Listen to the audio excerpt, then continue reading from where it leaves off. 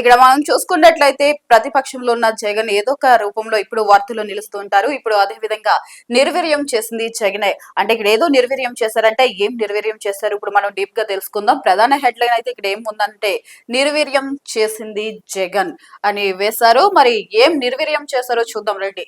కడప హజ్ house ను నిర్వీర్యం చేశారంట జగన్. మరి ఎవరైతే ప్రభుత్వ సలహాదారు ఎంఏ షరీఫ్ ఉన్నారో ఆయనైతే జగన్ పై ధ్వజం ఎత్తారు. మరి అంత ధ్వజం ఎత్తడానికి గల కారణం ఏంటి, ఏం జరిగింది అనేది ఇప్పుడు డీప్ గా తెలుసుకుందాం.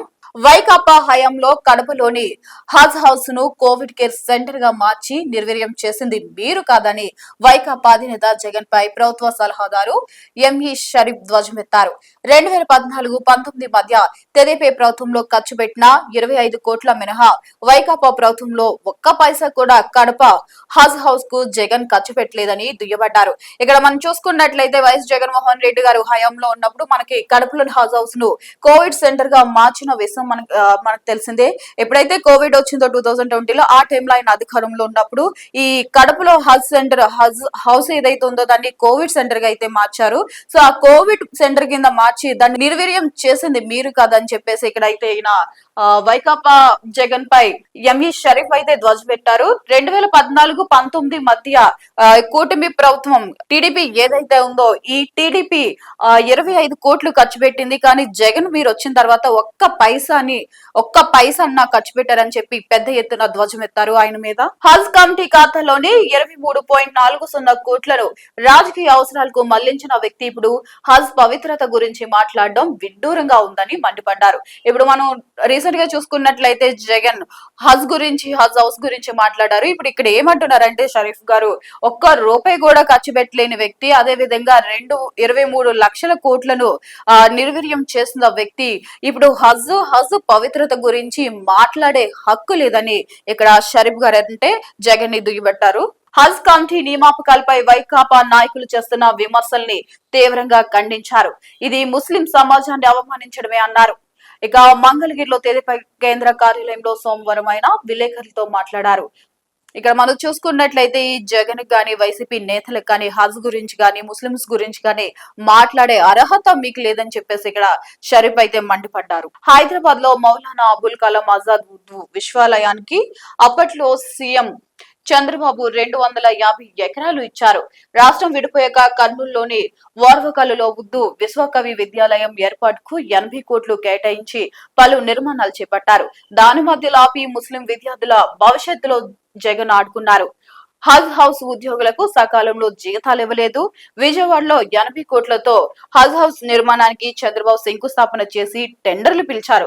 దాన్ని జగన్ గాలి కొదిలేశారని షరీఫ్ తెలిపారు. ఇక్కడ గతంలో ఎవరైతే వైసీపీ అధికారులు హయాంలో ఉన్నప్పుడు ఇక్కడ ఏం జరిగిందంటే హజ్ కు సంబంధించి ఒక టెండర్ అయితే చంద్రబాబు తీసుకొచ్చారు. సో 80 కోట్లు పెట్టి ఆ హౌస్ నిర్మాణానికి అయితే టెండర్ అయితే తీసుకొచ్చారు చంద్రబాబు.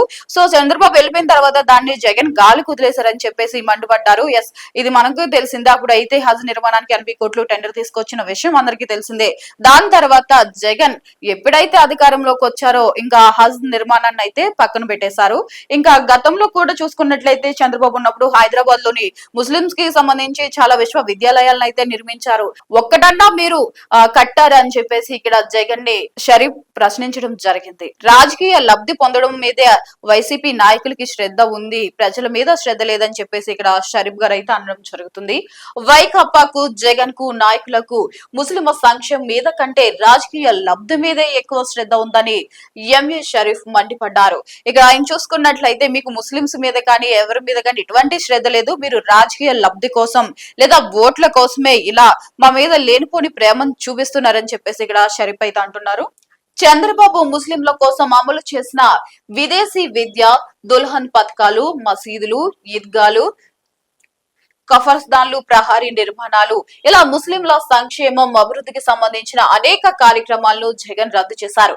తెదేపా ప్రభుత్వంలో ప్రారంభించిన 250 షాదీఖానాల నిర్మాణాన్ని మధ్యలో ఆపేశారు. ఇక్కడ మనం తెలిసిందే, గతంలో మనం చూసుకున్నట్లయితే ఎప్పుడైతే చంద్రబాబు గారు నాయకత్వం ఉందో 2019కి ముందు అంటే 2014లో ఎప్పుడైతే సీఎం అయ్యారో అప్పుడు ఈ పథకాలన్నీ ఉండేవి ముస్లిం కోసం.